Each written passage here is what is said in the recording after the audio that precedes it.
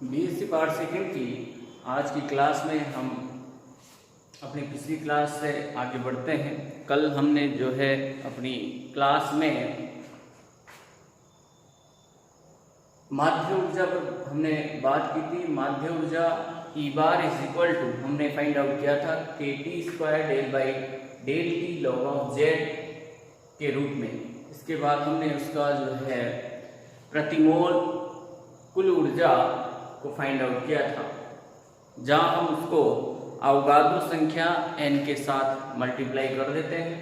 Avogadro संख्या 6.023 into 10 की power 23 के रूप में होती है। आज हम उसी से आगे बढ़ते हुए सेकंड नंबर पे हम जो टॉपिक पढ़ने जा रहे हैं वो है ऊष्माधारिता या विशिष्ट ऊष्मा। ऊष्माधारिता या विशिष्ट ऊष्मा, और विशिष्ट ऊष्मा के संदर्भ में हम यहाँ बात करेंगे नियत आयतन पर विशिष्ट ऊष्मा Cv के बारे में। तो ऊष्माधारिता की परिभाषा से according to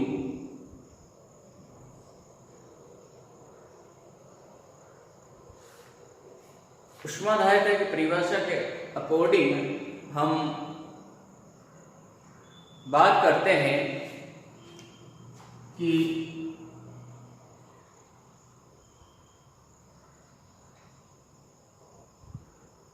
Cv is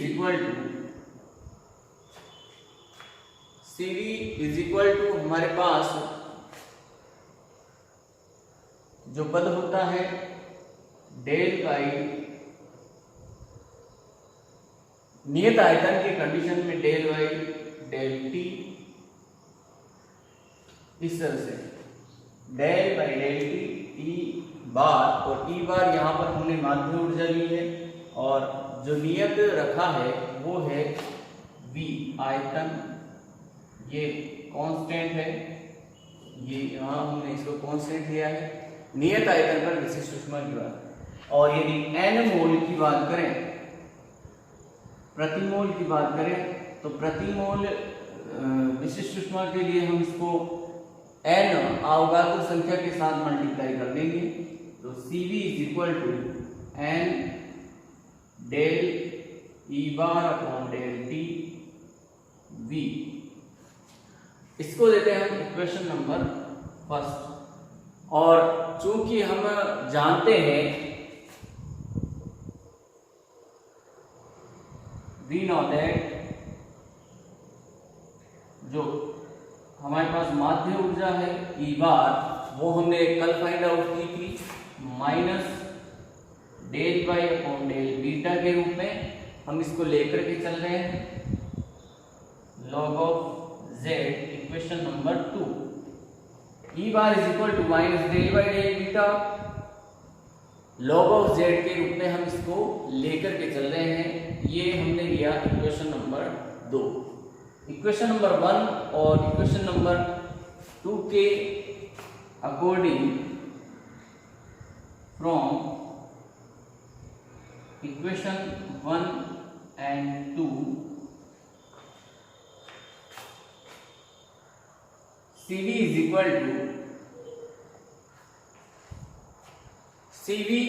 equal to यहाँ हम इसकी वैल्यू रखेंगे E की, तो n del by del T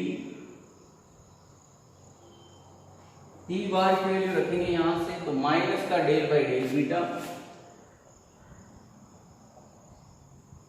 log of Z,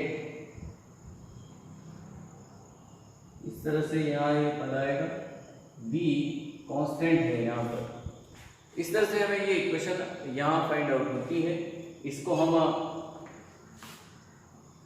solve करते हैं, तो माइनस को बाहर ले लें, तो minus n del by del beta से मैं इसको ऊपर और नीचे दोनों तरफ मल्टीप्लाई कर रहा हूँ, del by del beta log of Z del beta upon del T. इस तरह से हमारे पास ये इक्वेशन आती है, और इस इक्वेशन को देते हैं हम इक्वेशन नंबर 3। समीकरण 3 ये आपको फाइंड आउट करती है। अब यहाँ पर जो बीटा हमें फाइंड आउट हो रहा है, बीटा के लिए हम बता चुके हैं अपनी पिछली क्लास में, beta is equal to 1/kT ऊर्जा के पद के रूप में होता है। तो क्योंकि beta is equal to 1/kT, तो विद रेस्पेक्ट टू टी इसको पार्शियल डिफरेंशिएट करें तो del by del beta upon del T is equal to minus का 1/k टी स्क्वायर, ये हमें यहाँ से फाइंड आउट होता है। और इसको लेते हैं हम इक्वेशन नंबर 4। तो del beta upon del T की वैल्यू आप रख दीजिए इक्वेशन नंबर 3 में। From equation 3rd and 4th, then we get result CV is equal to n del by del beta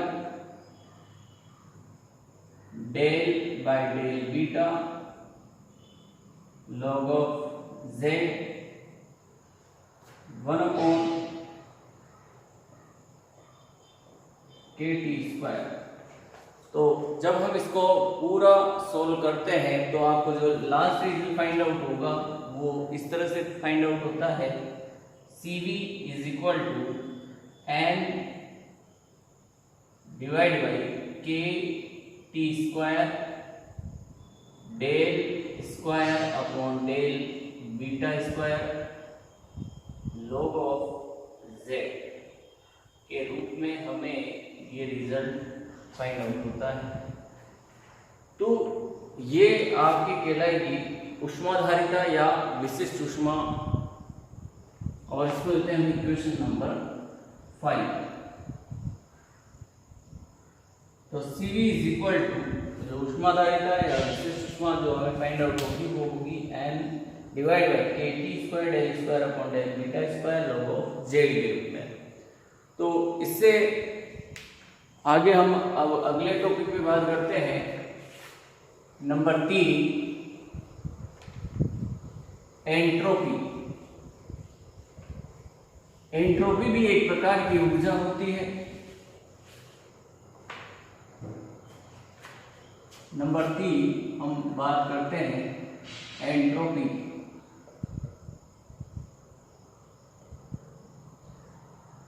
इसको इन जनरल S के द्वारा represent करते हैं। एंट्रोपी भी एक प्रकार की ऊर्जा है, ऊर्जा का ही एक प्रकार है। और जैसे जैसे ब्रह्मांड में अव्यवस्थाएं बढ़ती है वैसे वैसे एंट्रोपी जो एनर्जी है इसकी ऊर्जा इसके मान में वृद्धि होती जाती है। इसे अव्यवस्थाओं की ऊर्जा भी कहा जाता है। यदि किसी निकाय में अव्यवस्थाएं बढ़ रही है तो वहां एंट्रोपी का मान अधिकतम होगा। इस प्रकार यहां हम एंट्रोपी के बारे में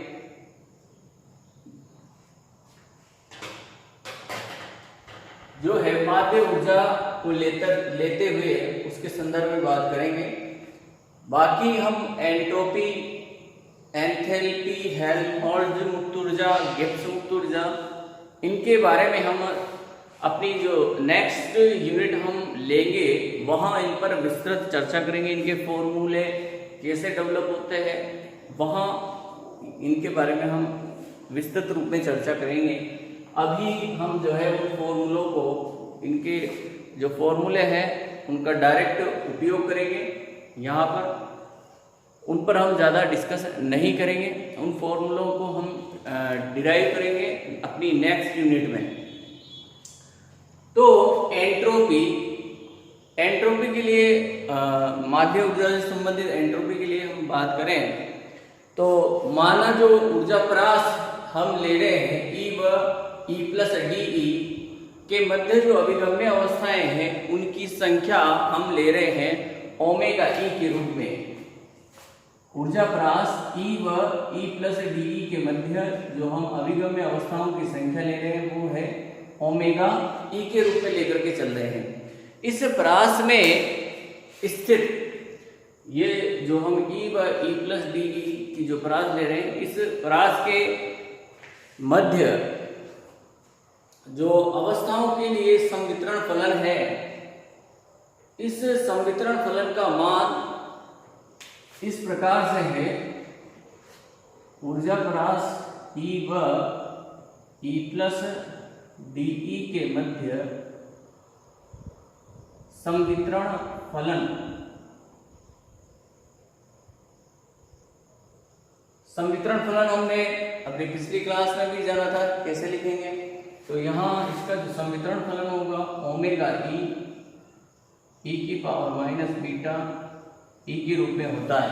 ई यहाँ एनर्जी का पद होता है, के रूप में होता है। अब यदि हम इस संवितरण फलन को माध्य ऊर्जा के रेस्पेक्ट में लें कि एनर्जी यहाँ किसके रूप में है, माध्य ऊर्जा के रूप में, तो यहाँ जो हमें ई दिखाई दे रहा है, इसको हम माध्य ऊर्जा के रूप में लेंगे तो यहाँ पर हमारे पास मिल जाएगा किसके रूप में, ई बार के रूप में, क्योंकि माध्य ऊर्जा को हम ई बार के रूप में लेकर के चल रहे हैं।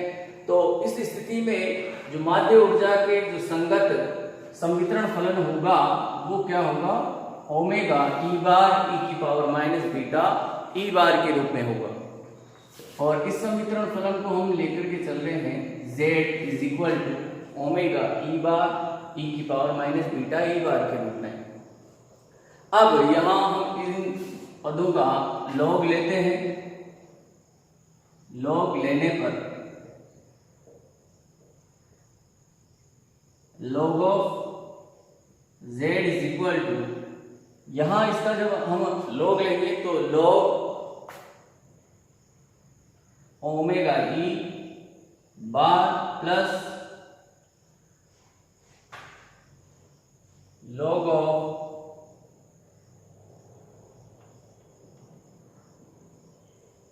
ई की power minus beta E bar, इस तरह से ये हमारे को फाइंड आउट होंगे।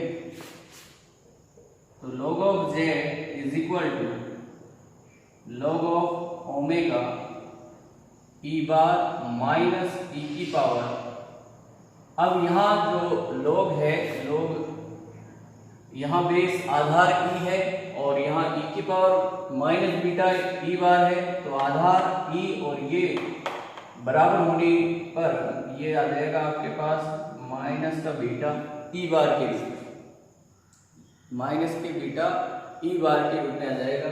इस पूरी समीकरण को k से मल्टीप्लाई करने पर, k से गुणा करने पर k log of z is equal to k log of omega E bar minus K beta E bar, के यहाँ बोल्ट्जमान कांस्टेंट के रूप में हम लिख करके चल रहे हैं, उससे हमने पूरी इक्वेशन को मल्टीप्लाई कर दिया है। मल्टीप्लाई करने के बाद हमने इस पूरी इक्वेशन को इस तरह से फाइंड आउट किया, और जो एंट्रोपी है, क्योंकि entropy S is equal to K log of omega E bar के रूप में एंट्रोपी को प्रदर्शित करते हैं, तो ये जो पद है वो एंट्रोपी का पद कहलाता है। तो k log of z is equal to S minus K beta E bar, तो S is equal to K log of z plus K beta E bar, ये इक्वेशन हमारे पास आ जाएगी। और बीटा इज इक्वल टू हम जानते हैं 1/kt होता है, चूंकि beta is equal to 1/kt, तो बीटा की वैल्यू यहाँ रखेंगे। S is equal to K log of z plus, यहाँ एक के से एक के कैंसिल हो जाएगा, beta is equal to kt रखने पर तो ई बार अपॉन टी के रूप में ये इक्वेशन हमारे पास आती है। अब इसको देते हैं हम इक्वेशन नंबर 1। इक्वेशन नंबर 1, यहां ई बार की बात करें माध्य ऊर्जा की, तो माध्य ऊर्जा हम फाइंड आउट कर चुके हैं। चूंकि ई बार माध्य ऊर्जा और माध्य ऊर्जा E bar is equal to हमने फाइंड आउट किया था kT² del by del T log of z के रूप में।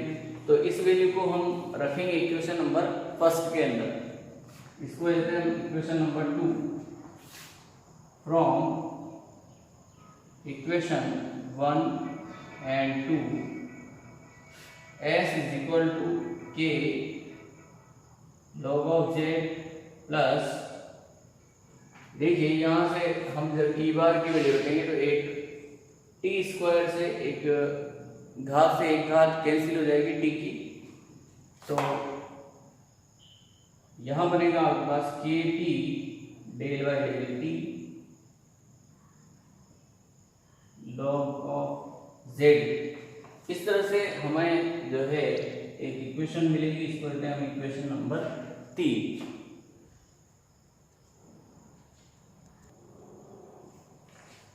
इक्वेशन नंबर 3 से यदि हम k को बाहर की तरफ ले लें तो s is equal to k log of z plus t del by del T log of z। इस तरह से हमारे पास ये इक्वेशन तैयार होती है एंट्रोपी के पदों के रूप में।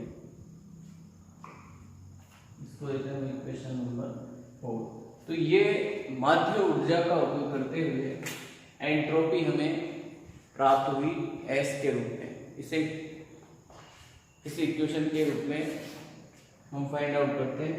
यदि यहाँ प्रति मोल एंट्रोपी की बात करेंगे, प्रति मोल एंट्रोपी की बात करें तो इस इक्वेशन को हम अवगाद्रो संख्या n के साथ मल्टीप्लाई कर देंगे, उसके साथ गुणा कर देंगे। तो प्रति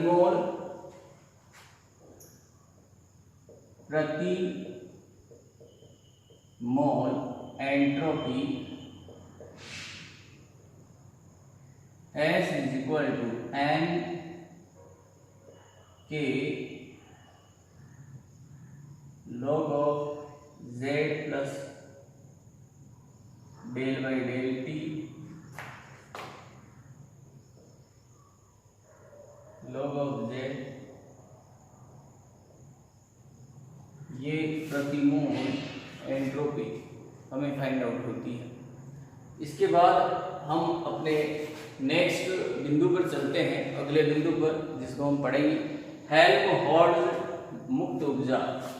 नंबर 4 पर हम पढ़ेंगे हेल्महोल्ट्ज मुक्त ऊर्जा।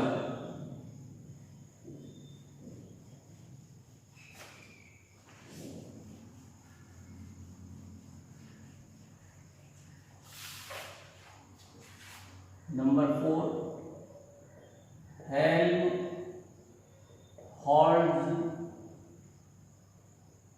मुक्त ऊर्जा। यहां हम अभी हेल्महोल्ट्ज मुक्त ऊर्जा का जो पद है उसे डेवलप नहीं करें, उसका हम यहाँ अभी सीधा सीधा उपयोग करेंगे। जैसा मैंने अभी पहले भी कहा था, इनके पदों को हम अपनी नेक्स्ट यूनिट के दौरान इन सभी के पदों को जो है डेवलप करेंगे। अभी हम उन पदों का सीधा सीधा यहाँ उपयोग करने वाले हैं। तो हेल्महोल्ट्ज मुक्त ऊर्जा की परिभाषा से हेल्महोल्ट्ज मुक्त ऊर्जा की परिभाषा से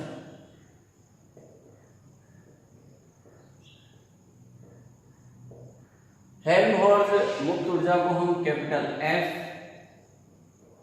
के द्वारा प्रदर्शित करते हैं। Capital F is equal to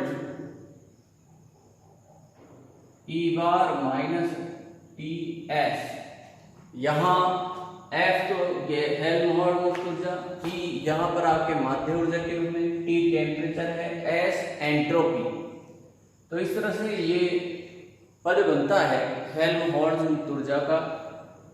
F is equal to E minus T S के रूप में आता है। E यहाँ पर हम E की बात करें, एनर्जी की बात करें, तो विशेष तौर पर हम माध्य ऊर्जा ले रहे हैं, इसीलिए हम यहाँ पर माध्य ऊर्जा का उपयोग करेंगे, E बार का। अब हमने माध्य ऊर्जा को भी फाइंड आउट किया हुआ है और एंट्रोपी को भी फाइंड आउट किया है अभी, तो दोनों के पदों को यहाँ रख देंगे हम। F is equal to E bar हमने फाइंड आउट किया था कि T square del by del T log of z minus T, और हमने एंट्रोपी को भी फाइंड आउट किया था। एंट्रोपी का जो पद है कि log of z plus T del by del T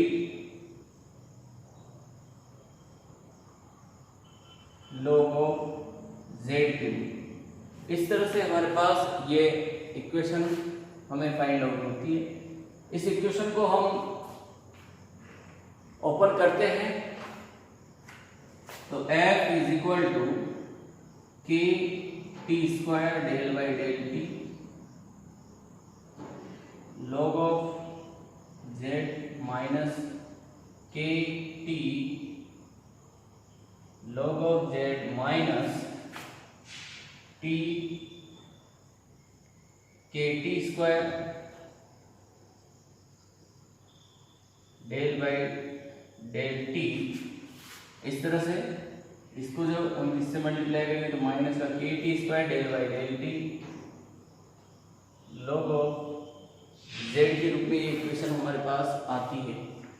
तो यहाँ से ये पद और ये पद एक दूसरे से कैंसिल हो जाएगा विपरीत साइन होने के कारण, और एक पद माइनस का है, एक पद प्लस का है, तो ये दोनों पद आपस में कैंसिल आउट हो जाएंगे। हमारे पास केवल बचेगा यहाँ पर F इज इक्वल टू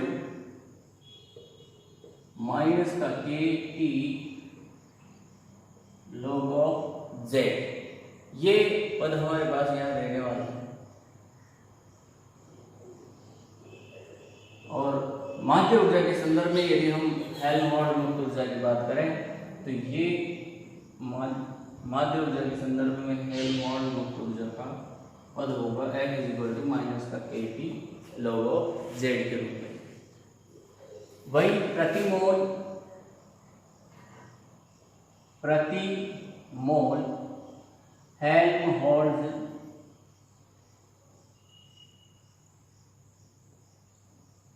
मुक्त ऊर्जा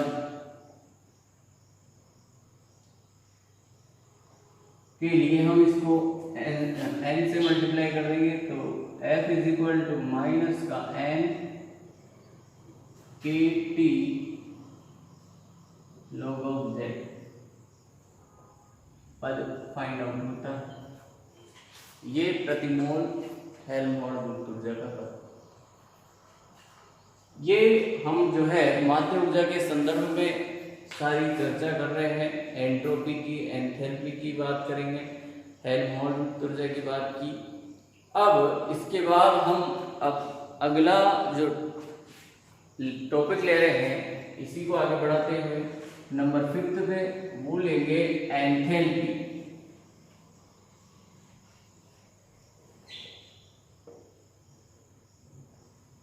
नंबर 5 एंथैल्पी। एंथैल्पी को हम H के द्वारा प्रदर्शित करते हैं और यह भी ऊर्जा का ही एक रूप है enthalpy.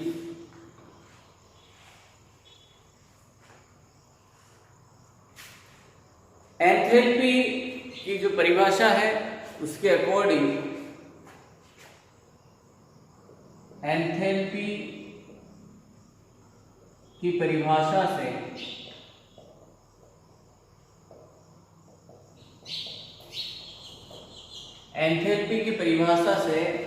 H is equal to E bar plus PV ये पद बनता है अकॉर्डिंग टू जो एंथैल्पी की जो डेफिनेशन है उसके अनुसार H is equal to E bar plus PV। यहाँ H तो एंथैल्पी है, E बार चूंकि यहाँ एनर्जी हम माध्य ऊर्जा के संदर्भ में बात करें तो एनर्जी E बार माध्य ऊर्जा, P प्रेशर, V वॉल्यूम आयतन यहाँ होता है। अब चूंकि हम ये जानते हैं कि माध्य ऊर्जा का हमने पद फाइंड आउट किया है, PV is equal to nRT होता है इज इक्वल टू KT के रूप में होता है, बोल्ट्जमान कांस्टेंट और टेम्परेचर के गुणनफल के रूप में। उन पदों का यहाँ उपयोग करने जा रहे हैं चूंकि we know that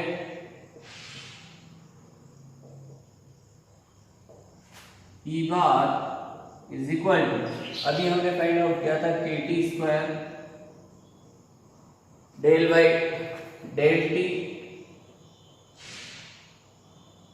log of Z और PV is equal to KT। तो यहां से इन दोनों से वैल्यूज ध्यान रखेंगे, इसलिए H is equal to KT square del by del T log of Z plus KT। ये पद यहाँ पर हमारे पास बनेगा। यहाँ से K को यदि हम बाहर लें, कॉमन लें, K को यदि हम यहाँ से बाहर ले लेते हैं कॉमन, तो H is equal to K T square del by del T log of Z plus T के रूप में यहाँ पर हमारे पास एक इक्वेशन बनती है और इसी को हम माध्य ऊर्जा के संदर्भ में एंथैल्पी लेकर के चलते हैं। यदि प्रतिमोल की बात करें, प्रतिमोल एंथैल्पी की, तो इसको अवगाद्रो संख्या के साथ मल्टीप्लाई कर देंगे, N के T square del by del T log of Z plus T। तो ये प्रतिमोल के संदर्भ में हमारे पास पद आ जाएगा एंथैल्पी का। प्रतिमोल की कंडीशन में हम उसको n से मल्टीप्लाई कर देते हैं, तो n के T square del by del T log of Z plus T के रूप में ये पद हमें फाइंड आउट होता है। इसके बाद हम बात करते हैं गिब्स मुक्त ऊर्जा। गिब्स मुक्त ऊर्जा की 6 नंबर पे गिब्स मुक्त ऊर्जा, ये सभी हम माध्य ऊर्जा के संदर्भ में फाइंड आउट कर रहे हैं। तो गिब्स मुक्त ऊर्जा according to definition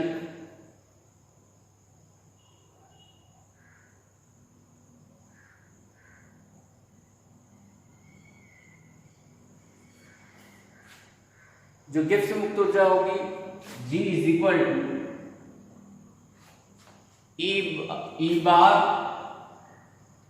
plus PV minus TS के रूप में ये गिब्स मुक्त ऊर्जा का पद होता है। G is equal to E bar plus PV minus TS। यहाँ मैं प्रत्येक पद को एक बार समझा देता हूँ। G गिब्स मुक्त ऊर्जा, E बार माध्य ऊर्जा, P pressure, P volume, P temperature, S entropy, इस तरह से होता है। अब यहां देखें तो F is equal to E bar plus PV, E bar plus PV जो है हमारे पास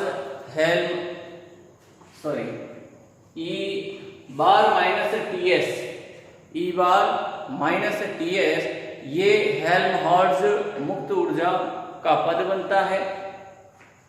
चूंकि F is equal to E bar minus T S, ये हेल्महोल्ट्ज़ मुक्त ऊर्जा है।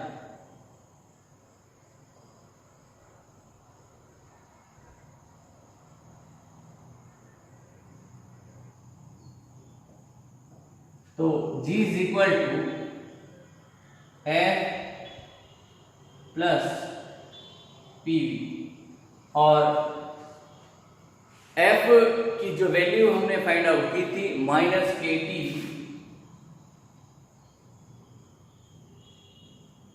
log ऑफ Z के रूप में, PV is equal to K T होता है।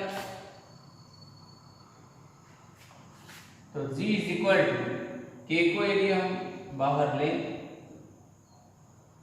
के टी को ही ले लेते हैं, तो 1 माइनस log ऑफ Z के रूप में ये गिब्स मुक्त ऊर्जा का पद हमें फाइंड आउट होता है।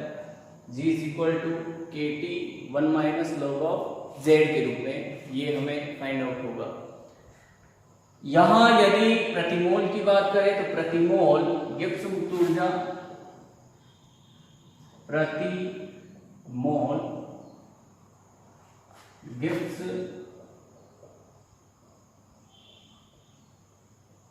मुक्त ऊर्जा G इज इक्वल टू 10 के T 1 minus log of Z। इसको हम अवोगाद्रो संख्या के साथ मल्टीप्लाई कर देंगे। एक बार मैं फिर से अवोगाद्रो संख्या को रिपीट कर देता हूँ। 6.023 × 10 की पावर 23 के रूप में हमें अवोगाद्रो संख्या को यहाँ उपयोग में लेना है, इस बात का अवश्य ध्यान रखें। अब इसके बाद हम चलते हैं ऊष्मागतिकी के, ऊष्मागतिकी से दाब, ऊष्मागतिकी से जो है दाब की जो समीकरण है उसको फाइंड आउट करेंगे। ऊष्मागतिकी से दाब के समीकरण को फाइंड आउट करने के लिए माध्य ऊर्जा के संदर्भ में